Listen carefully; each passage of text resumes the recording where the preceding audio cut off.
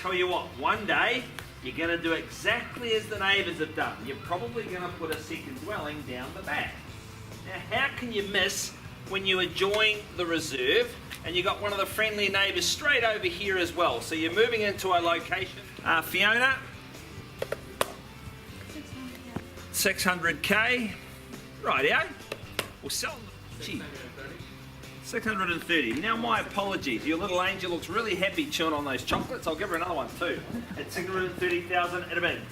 Good luck in your endeavours, guys, but don't get comfortable quite yet. You can't own it on one bid. That'd be close to world record. Here comes Fiona. She's pretty hard to say no to that, lady. I'll give you that tip. But at 630,000 at a bid now, I need 650 on the advance. New Zealand. Fiona, I'm going to place a vendor bid at $640,000. I do so unashamedly. Guys, I welcome you back at 650. Good. You know what you're doing. At 650. Maybe. Okay, if I'm wrong, I'd love to be.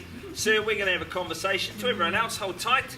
The property's not for sale at these numbers, but this gentleman, lady, and their little princess have clearly got their nose in front. I'll be back to you very soon. Hold tight. Come with me, guys.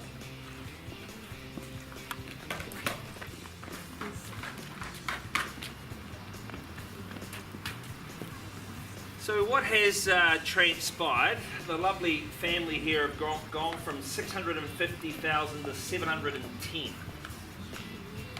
Gee, I'd love to know what you're saying right now. Hey, but at 710, last chance, at $710,000, I think it's a pretty good sign when they walk away from me, isn't it, Fee?